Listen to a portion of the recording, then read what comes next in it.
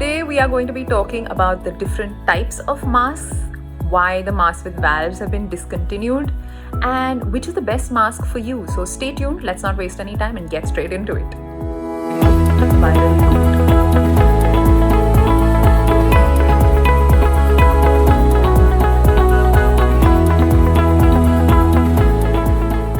load. Okay, so first question. What are the different types of masks and which is the best? Now, we have three masks that we recommend to people. One is the cloth mask, second is the surgical mask, and the third is the N95. Now, the recommendations are for different types of people. So for the general public, cloth masks are pretty convenient, they're comfortable to wear.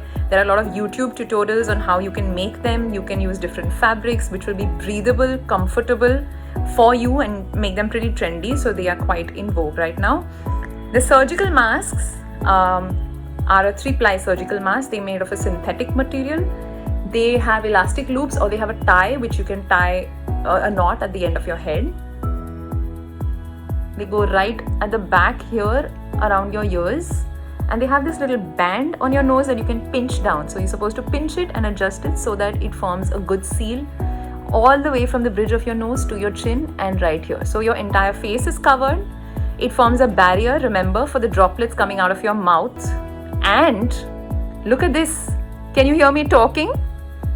Eureka! So you don't need to keep doing this to hear a person talking or to talk to someone or have a conversation. Look at that. The third type of mask is the N95, much talked about, was in short supply. This is recommended for healthcare workers. It is much thicker and it forms a much tighter seal. It has these adjustable elastic loops that go right at the back of your head, like so.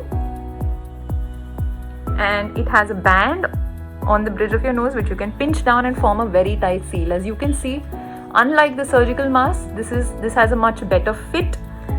It is not particularly comfortable to wear. It is much thicker, so it can get difficult to breathe, so you have to keep taking frequent breaks. Even healthcare workers have shortened their shifts so that they can work with this and the rest of the PPE. Okay, second question. Why are you doctors so selfish? Why do you wear an N95 and tell all of us not to? Yeah, okay, so we are not being selfish.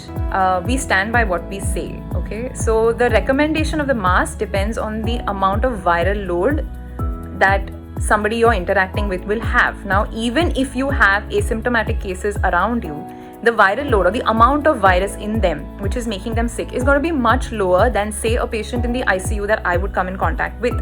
So obviously, which is why, we are wearing that entire PPE, and we don't recommend it for people just because you're walking on the streets. If you wear a regular cloth mask or a surgical mask, it forms an effective enough barrier. And of course, you have to continue with the other two steps, which is social distancing and hand hygiene. And these three steps together are very, very effective in preventing this illness.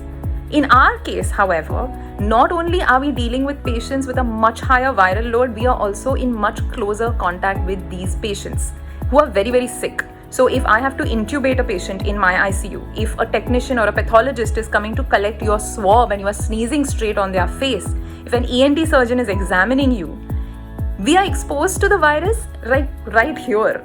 So obviously we need a much higher level of protection. Secondly, the N95 is much thicker, it forms a much tighter seal. So like I said before, it is not comfortable to wear. We have in fact shortened the durations of our shifts so that we can actually get on, while breathing through this and wearing the entire PPE and working. So it is not comfortable. And if you see any doctor or any healthcare worker outside of the hospital setting, we'll never be wearing one of these. We'll always be wearing something like this or a simple cloth mask instead, because we stand by what we say and we stand by our scientific recommendations. So it's not about being selfish. We're just trying to make you comfortable and make you more compliant to wearing a mask, make it easier for you. That's all. We do the same thing. Okay, question number 3.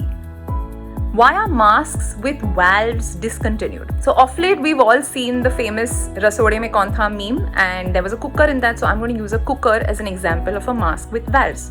You know the cooker ki seeti?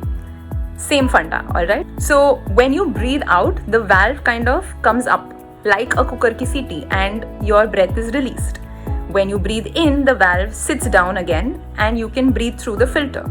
So effectively, if the valve is coming out and your breath is coming out along with those many micro droplets which carry the virus, the mask is not going to be effective at all. You're spreading the virus anyway. At the same time, because people don't tend to use these masks as disposable masks, they don't follow recommendations. They use them over a long period of time, say 1 week, 10 days, 15 days, some even for a month. The valve can get stuck, which means that it's not going to be effective at all if it gets stuck halfway, because you're breathing out, breathing in, and none of the air is going to be filtered. So it's of no use, it's not going to protect you, which is why the recommendations to ban these valve wala masks have come in. So I would recommend the same to you. Alright, that's all we have time for in today's video, but we'll be back soon to answer the most famous question that has been asked to us all the time by everybody. Do masks really cause carbon dioxide buildup? And are they really harming us instead of protecting us? Stay tuned for our third part in our series on masks coming up very soon. And until then, you know what we say, stay safe and stay healthy.